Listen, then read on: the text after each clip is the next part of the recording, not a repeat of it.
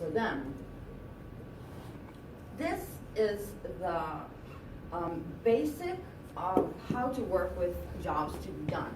So you have the situation when I'm hungry and in a hurry, I want to grab something very quick to eat at an affordable price, which will keep me full for 5 or 6 or 8 hours, so that I can concentrate on my work and get all my assignments done for the day. And then someone chooses the right solution for this particular situation. What made jobs to be done so known is a famous story about McDonald's and milkshake. Has anybody heard that story about the milkshake?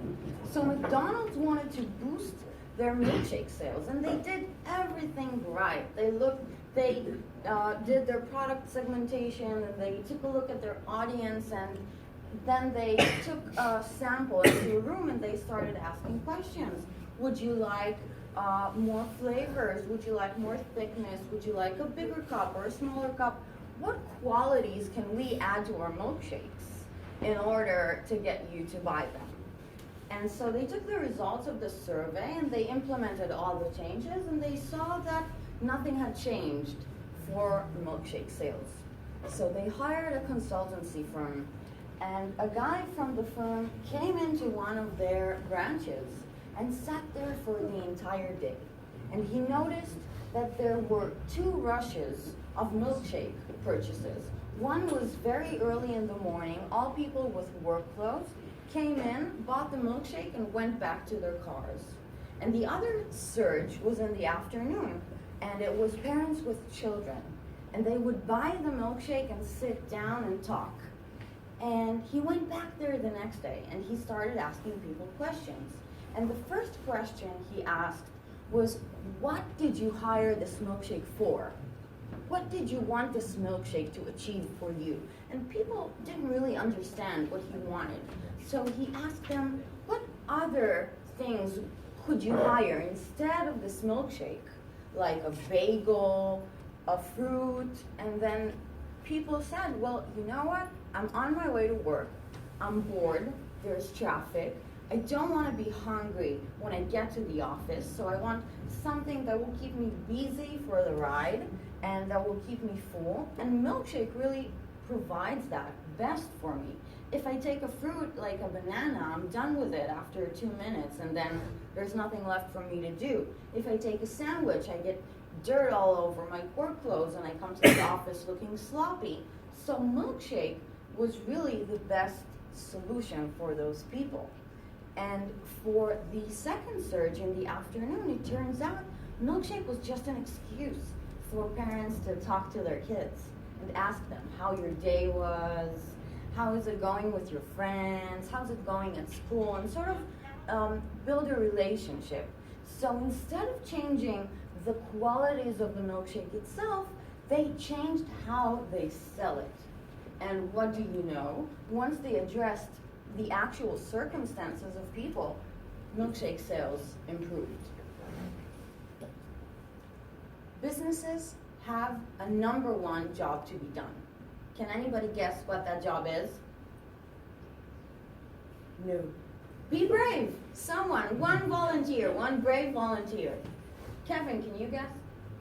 It's a difficult question. I know. And so I'll tell you what the right answer is. The number 1 job to be done by businesses is to generate revenue. It's not to produce good products. It's not to keep customers happy. It's to generate revenue. Making quality products and making customers happy are all tactics to generating revenue. But you could make the best product in the world, and you could provide the best service in the world, but if you don't sell what it is that you do, your business is going to die. You have to generate revenue. And once, as a business owner, as an entrepreneur, you figure that out, you can start to look at all different aspects of the business and figure out what their jobs to be done are in order to get you to that number 1 agenda. Goals. goals are the jobs to be done for all your different business units and business functions.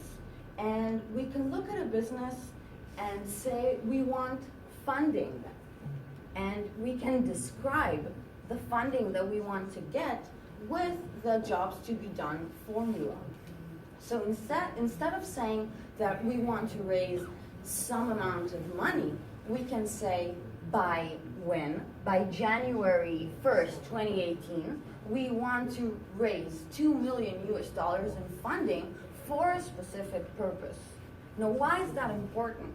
It's important because it keeps you on track. You do not get confused.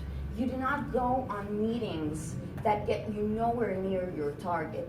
You do not speak to people who are not potential investors. You know, you're very focused on where it is that you want to go and to what end. And we can take this and apply this not only to fundraising, but to sales and to exposure and to ROI. So we can take a look at everything our business needs and describe it in a way that will always keep us focused on where we need to go. Products. They are the jobs to be done for customers. I wanted to take a few minutes and think about why is it important to think about your products like jobs to be done. Products have features, and usually as the people developing those products, we get so attached to what it is that we've developed and what it does and how it looks and what are the tech specifications that we forget to look at our products from the point of view of the customer. And if we look at customers or businesses that are looking to buy something, they have goals. They have things they need to achieve using that product. And if you look at some of the market's biggest game changers, they took something that we were so used to and just made a better solution. And they were able to describe their solution in a way that people understood what the end benefit was. Let's take an example out of Netflix. Netflix basically offers the exact same thing that traditional television offers, right? It's TV shows, it's movies, you can choose whatever you want to watch. But Netflix changed the game by allowing people to watch film and TV shows on their own terms, without commercials, at a lower price, and on their own terms. Okay, let's take a look at what a possible job to be done is for Netflix by a customer. When I'm bored, I want to be able to easily find something relevant for me to watch on the device I have with me, right? It doesn't matter to you anymore if you watch a movie on your television or on your computer or on your iPads. So that was a complete game changer. Without commercials, on my own time, if you have to go to the bathroom, you can just stop, go to the bathroom, come back. If you want to watch 10 episodes in a row, you can also do that. And it won't cost you a lot of money because it's streaming and they offer their services at a really attractive price. So I can pass the time doing something fun and not feel guilty about it. So when Netflix advertises and when Netflix communicates to their target audience, these are the messages they're focused on. They're not saying that they offer an X amount of TV shows, or they're not saying how they develop their platform or how they work. They speak to their target audience's needs and circumstances. Do you see the difference? Content. That is exactly where I was going with the Netflix example. We have to figure out what our job to be done is for each piece of content we have, whether it's a brochure or a website or an investor's pitch. what do the people we're talking to care about? Do investors care about the different features of your product? Do they care about what colors it comes in? Do they care about your staff, how many people you have on your company, or who gives you an invoice at the end of the month, or who gets a paycheck? These are all things that young startups describe at length on their presentations and in their business plans to get investors interested. Investors don't care. Investors care about the business opportunity. They want to know, how big is the market? They want to know why your solution is better than everything else out there. They want to know how they can make money off of you and your idea. So when you sit down and write a business plan, for each and every chapter of your business plan, you really have to think and be very, very critical and judgmental and say, why would an investor care about this? Why am I taking the time to write this? Will it get me to where I want to go? And you'll find that most of what you write doesn't really get you there. You have to be very, very focused on the fact that investors are looking for financial opportunities. You have to explain to people, to your potential investors, why this is going to be a success, not how it works. Do you see the difference? It's so important. I work with a bunch of young startups in Israel, and they're just now writing their business plan, and actually they're competing for reward for a lot of money. And these are all young people, really motivated, really hungry, they really want to succeed. And all I saw in the beginning when they started to write their business plans is who they have on their staff and why their products are better for the environment. And they describe what they care about. And it's just completely the wrong way to go. Because investors, buyers, they don't care about you and your product and your company. They don't. There are a million other companies in the world, there are a million other products, and all of these products and companies are trying to get their attention. From investors, from buyers, everybody's vying for attention. What can you say to stand out and get those funds and drive those sales? And what you have to say should be adjusted to what your audience wants to hear. So always ask yourself, when you communicate, is why would someone give me their time? Why would someone give me their attention? And why would someone give me their money?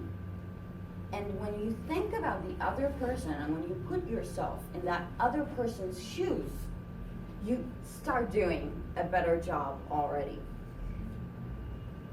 Adopt this mentality if you want to establish successful businesses and effective businesses that don't waste their resources on features that people don't really need or don't really want.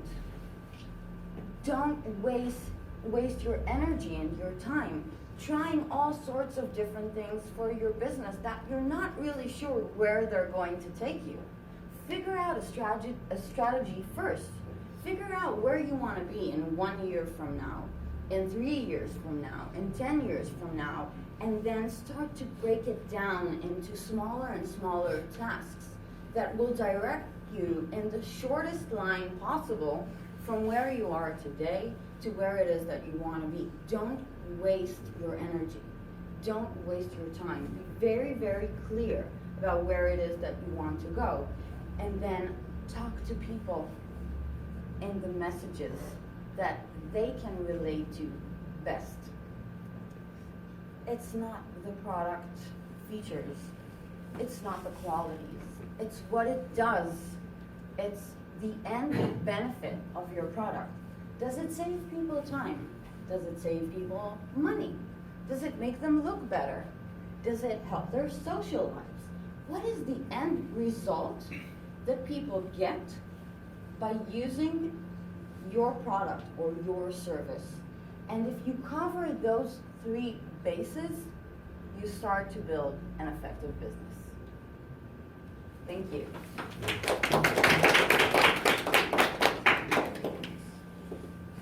Thank you, Noah. Noah, what? Yes. Oh, okay, cool.